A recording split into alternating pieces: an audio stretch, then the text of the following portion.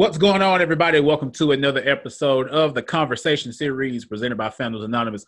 Man, we got an amazing conversation going on for you guys today. You guys know I've marched in band and been a band member just about all my life, even after college and high school and whatnot. And one of the most important things is representation in music and in band and just in the music teaching environment, period. I know I personally did not see a band director or somebody in that position until I got to high school, So I started band in middle school. I got to high school.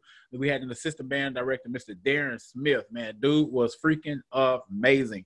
And I wanted to grab some of my brothers here today to talk about their lives as band directors and their lives in education and the accolades and the things that they've done and even the things that they've wanted to do.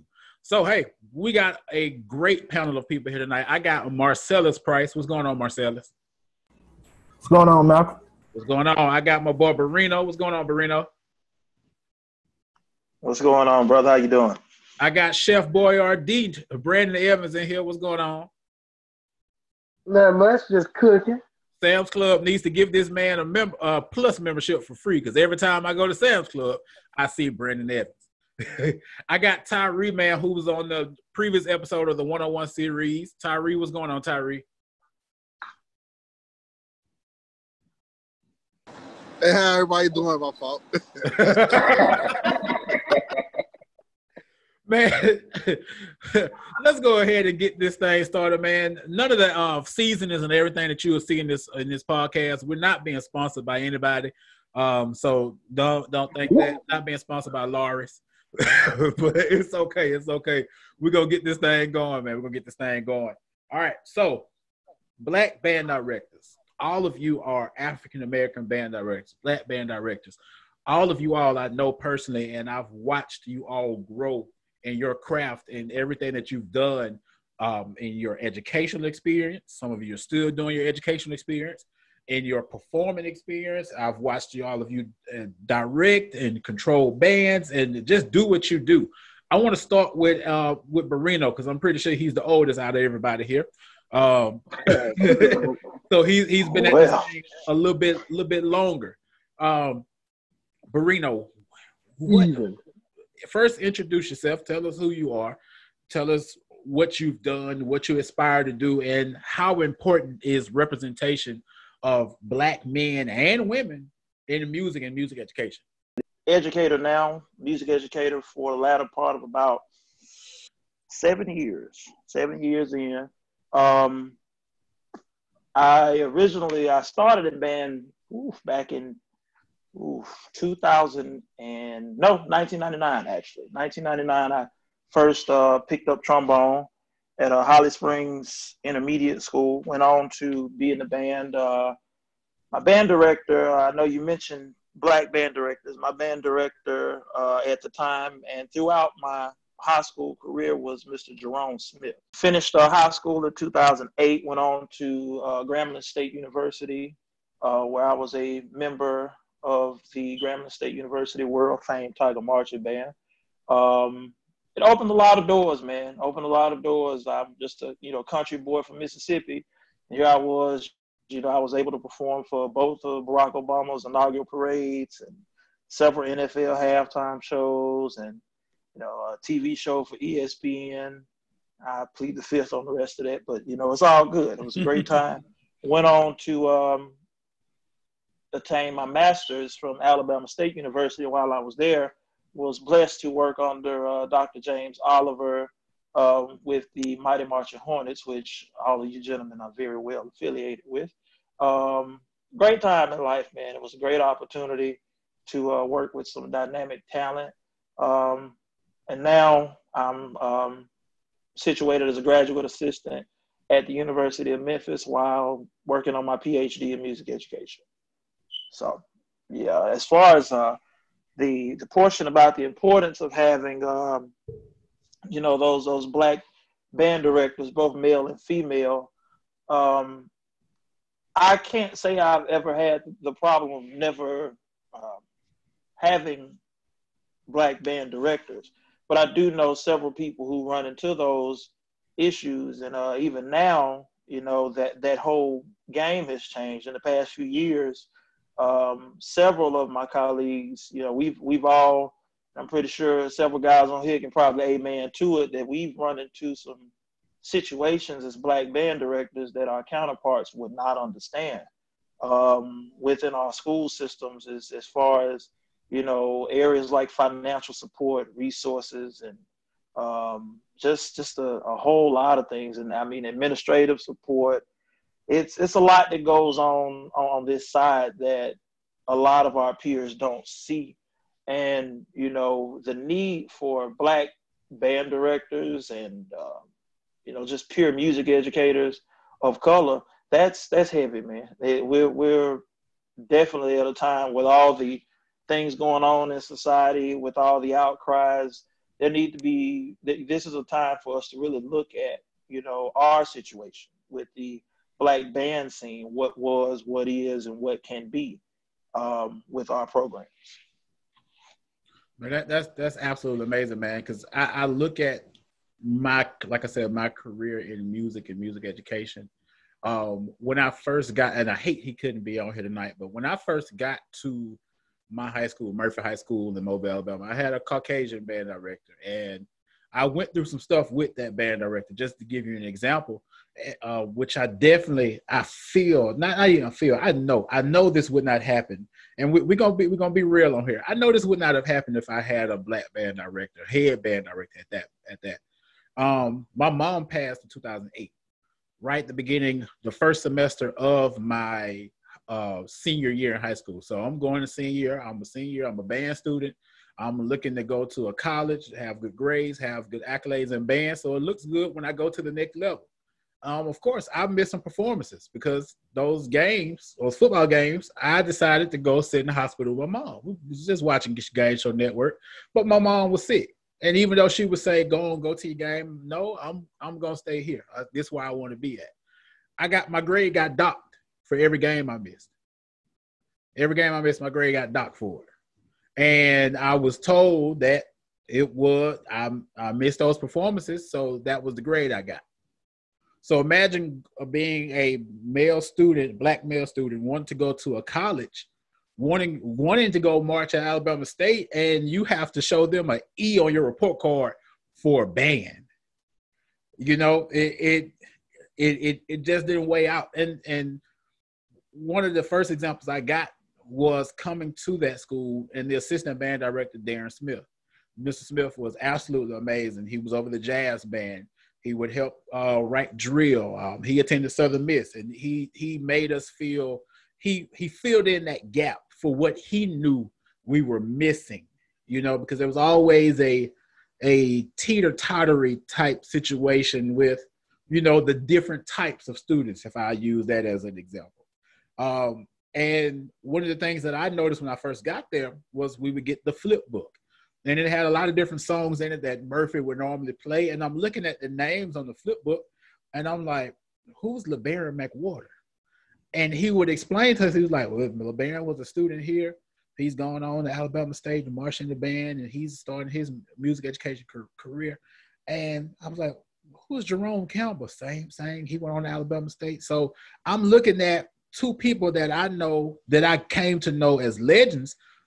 Their music still to this day is in a flip book, and that right there was inspiring. And that just started to track. At that point, it was like, okay, yeah, you're going to Alabama State. Like, I want to be a part of what these guys, like, they left their mark on that school, and that was just an awesome opportunity. Marcellus, I want to throw it to you first, throw it to you next, man. Let us know your journey through music, what you're doing right now, and same question to you, how important is representation in music education? All right. Well, Marcellus Price, kid from Memphis, born just a military kid, basically, but base of the family was in Memphis. When I started high school, I would say music was a random thing for me, because like growing up, middle school, elementary and all that, first love was always basketball. Like, it's just what it was. I just got the ball, never put it down. But by the time I got to my high school at Mitchell in 2001, like I kind of already knew I wasn't gonna be able to play no basketball, and my family was in band.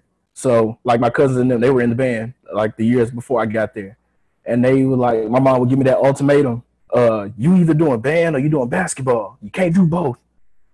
So I'm like, man, that's hard. You hit me hard with that one. Like, dang, you crushed me. But then when I got there, I understood, like, you know, at the time, I don't know if y'all know, like in the NBA, a player named Thaddeus Young. He was at my high school when I got there. So when I realized who was there and I saw the team for the first time, like, yeah, this 4'9" kid ain't finna get on that team. So I'm finna hightail at the band where I got opportunities to go to college, because I already knew at that point I was going to college. I just didn't know for what.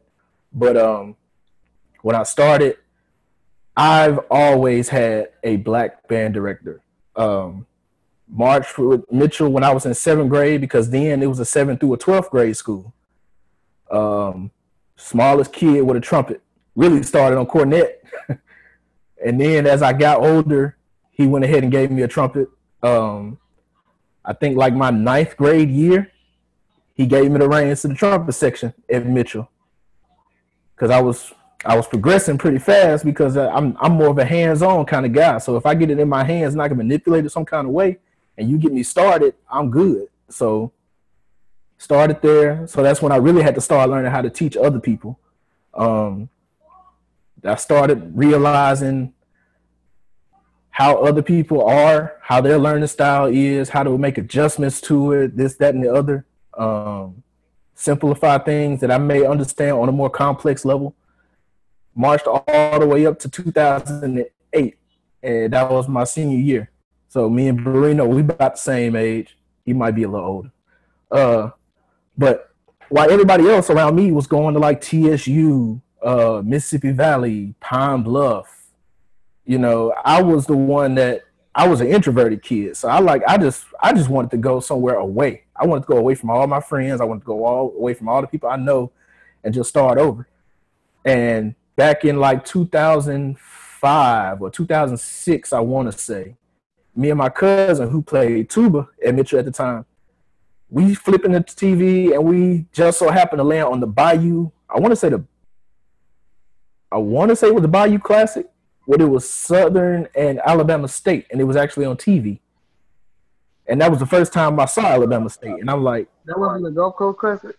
It might have been Gulf Coast. That was definitely it might have been Gulf Coast. 05, yeah, let's go. Yeah, and I watched it, and that was the first time I ever saw Alabama State, and it was like, oh man, this is down south. Like this is out here other than Pine Bluff and T. Okay, so I started researching. Get to my junior year, I ended up making a trip down to Alabama State because my cousin was a senior when I was a junior, and he was auditioning. So our plan, we had already like set in the motion, like, all right, we finna go to state. Everybody else finna go to Pine Bluff, TSU, and all this other stuff. We finna go to state. Come down to it, I met Dr. Johnson. That was the first white director I've ever had in any form of fashion, for real, as far as band and music goes. Then we come down. I have a free lesson with Dr. Johnson. She tells me what she tells me, says I sound pretty good, but I have a lot of potential. And in a way that was still influence for me, because it just persuaded me more to say, yeah, I'm going to Alabama State when I graduate. There's no ifs, ands, or buts about it. I'm going to make it happen. And come down to 2008, I made that choice, and I made it, and I left. But to get back on topic, with my band director or band directors in Memphis at Mitchell one was Kevin Webb. He was the head band director when I got there.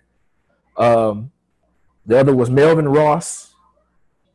He came in when I got there in 2001. And one time we had 3 band directors with Barino. I don't know if you know, but Ricky Richardson. Oh yeah. Yeah, the legend of Memphis as far as band directors. The only guy to take a high school band to the Rose Bowl parade and the Macy's Day parade. I had all 3 of them one year. So like Bless your heart, brother. the influence was incredible. Like we came to every event with stuff out of the box. Like everybody was playing, Earth, Wind and Fire, the HBCU standard type stuff. Right. Which I have no problem with. I love it. Like I wouldn't be doing this without that.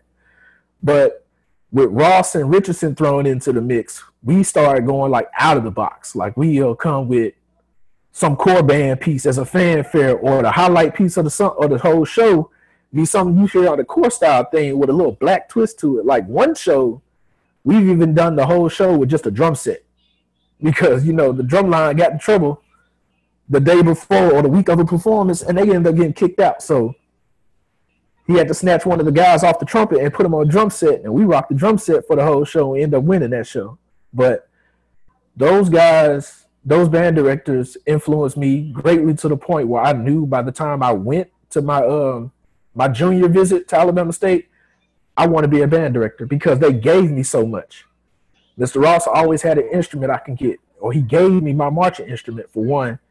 Webb, he always had some wisdom or some advice, and he was that father figure. He was stern, yet he understand where you coming from. He was a little country boy, but he meant what he said when he said it, and you understood that. Like, okay, yes sir, no sir. He approached you with yes sir, no sir.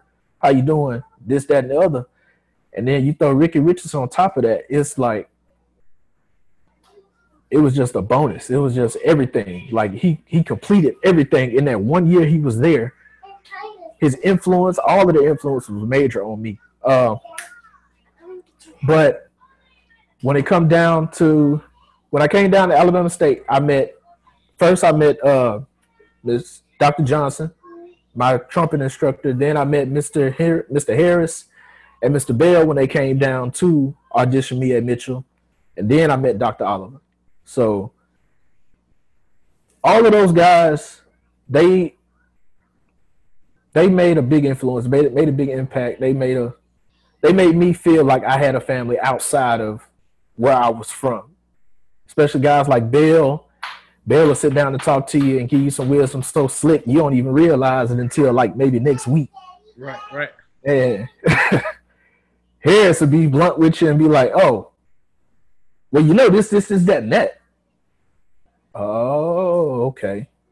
And O was just like, he was just over the top. He gonna be that, I'm gonna shut you down if you don't do what I say. Right. He was that ultimate decision, the boss level. But all in all, at the end of it, they were major influences on me. Then you had people like just in the band on staff, like Mini-Me. He was a major influence. Just his knowledge and his talent, and the way he can convey that to you on a simple level or the complex level. He can break it down any kind of way you need just to get you to understand it, and it always just was right there. But yeah, and then it opened doors, like Barrino said. I met a lot of great people. I met Wynton Marsalis, met one of his trumpet players, ended up going to a trumpet fest in University of Alabama and just played Monet trumpets for the first time and all that kind of stuff. Like, it was great. I can't complain about anything. I wouldn't take anything back. It was just amazing. Most definitely, man. Brandon, I want to go to you next, man. I want to hear about your musical journey, what you've experienced as a Black man in music education, and yeah, I want to hear from you, man.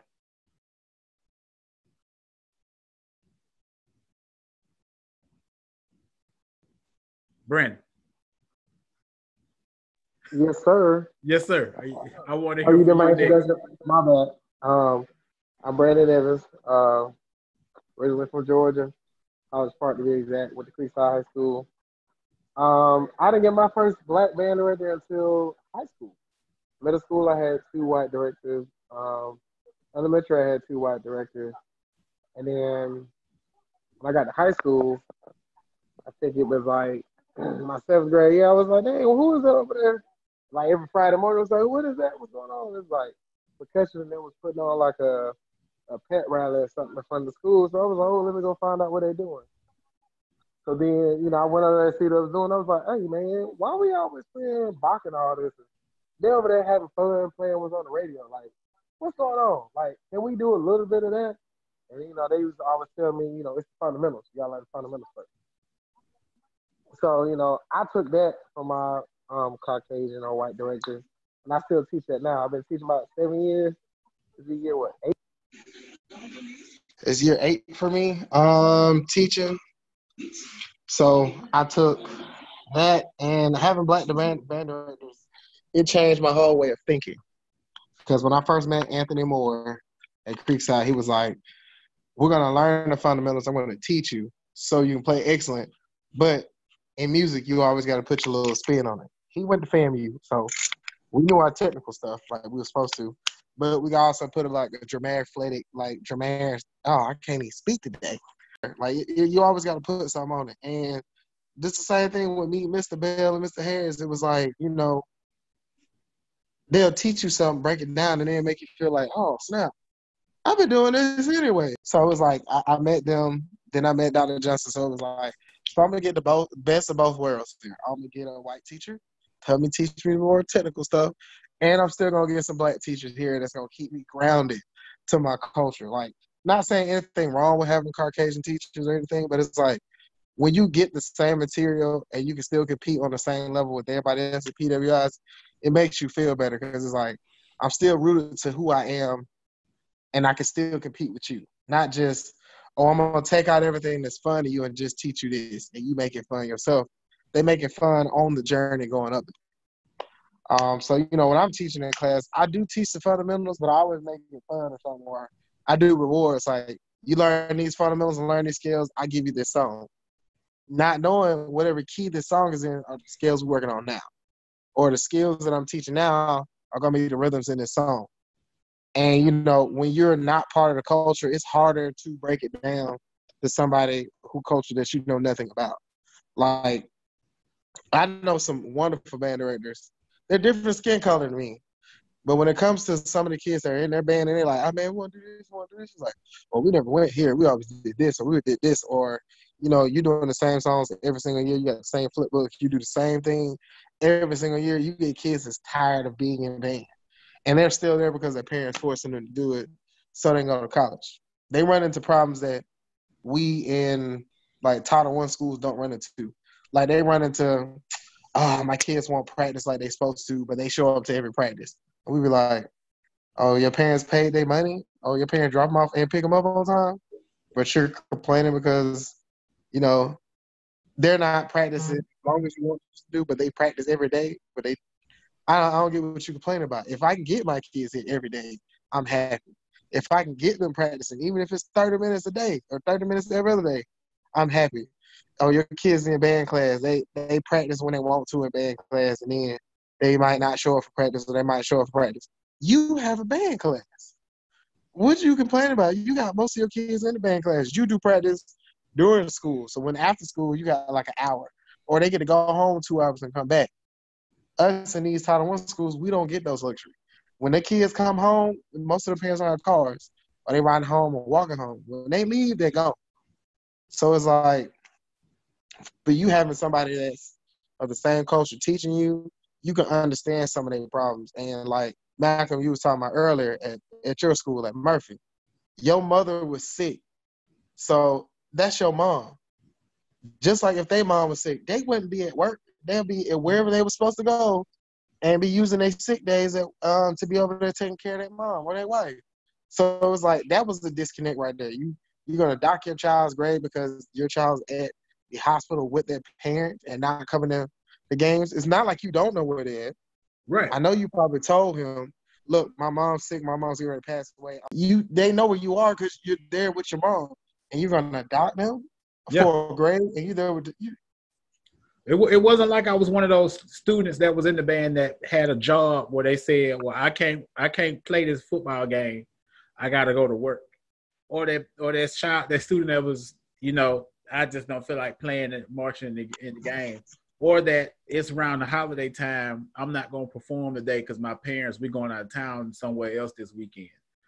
I marched all the 3 years I was in, from a freshman to junior, marched every last game, marched every last football game up until I stopped marching you know, to build. My mom did all the fundraisers. My mom was a band booster. So it wasn't like it wasn't known. But like the phrase that you made was being able to connect with people that look like you and have that understanding. You know, I can look at myself for an example. If I was a band director, if I was in y'all's shoes and I'm watching that student coming in that might not necessarily have the best clothes or the best thing. I know if all of y'all collectively have seen that. I will be able to relate. I will be able to relate to that child. Like, and I'm pretty sure y'all went through it. We didn't necessarily have all the best everything growing up. You know, yeah, I definitely did not have. You would be able to see. You'd be able to pinpoint that out and know how to handle that child. You know, and know how to handle that situation. And I like you said, that's important. You know, there's such a thing as cultural understanding. You know. But next, I wanna throw it over to Kendall next, man. Kendall, welcome to the chat, man. I appreciate you for being here, man. Give us introduce yourself. Tell us about your musical career and what do you think is the importance of having Black educators in music?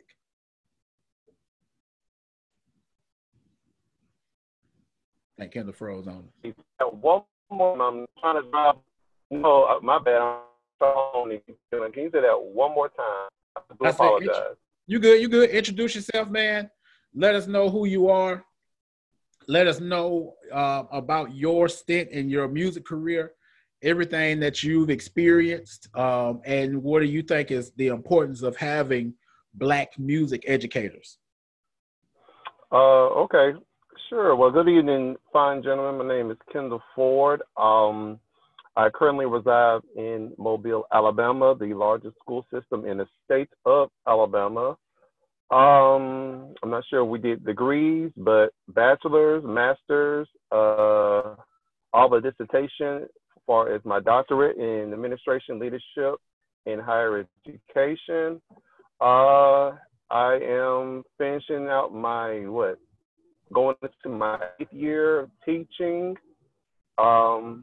Overall between K-12 and higher ed as well. And question, it is important, but however, you could be a male educator of color, but are you effective? And then can I add that in there? Because definitely. I mean, truth be told, you could be a male educator of color or a different color and still can't relate in your own same group. So right. I say effective male educator of color or not color, because it's all about the relationship, like you said, and being empathetic, because we could be of the same color, but not be of the same background and not going through the same struggle, but we are the same color. Right. You're absolutely right. You're absolutely right. And Kendall, I can speak to the statement you made about being effective. I'm from Mobile. I grew up in the district, in the zone where you teach. I was supposed to go to that school. I could walk there, but I didn't see effective teaching going on. And this is, of course, way before you got the BC Reign. I didn't see effective teaching there. I decided to go to Murphy because I knew that there was effective teaching. I knew that even though it was a Caucasian band director, I knew there was effective teaching and learning. Yeah, I knew it was effective teaching. I knew that it was, I knew what I was going to learn. All I was getting from that school during that time was a postcard in the mail asking me, was I going to come to BC Reign to be in the band? Not a phone call, not a, I want to audition you. You know, it wasn't effective. I've seen a drastic change in BC Reign's high school band since you've been in that building. Visually with my own eyes. I come home from Mardi Gras. I see it all the time. I'm like, every year, that band that you're over grows. It went from the time when you first got there, you might have had about 35, 40. And now as the years have progressed, the sound, when the sound, like this year, I gave this year for an example. I saw you, I waved at you. I heard the sound coming up the street. I said, man, who is that coming up the street? I said, oh, damn, that BC Reign sound like. I said, boy, what Kendall doing down there, BC Reign? BC Reign was coming down the street clean, precise. They were straight lines. The sound was clean. They weren't just blowing the song. I heard the notes in the song, and like you said, effective. So definitely kudos to you, because I can visually say that I've seen your growth and what it is that you have physically done.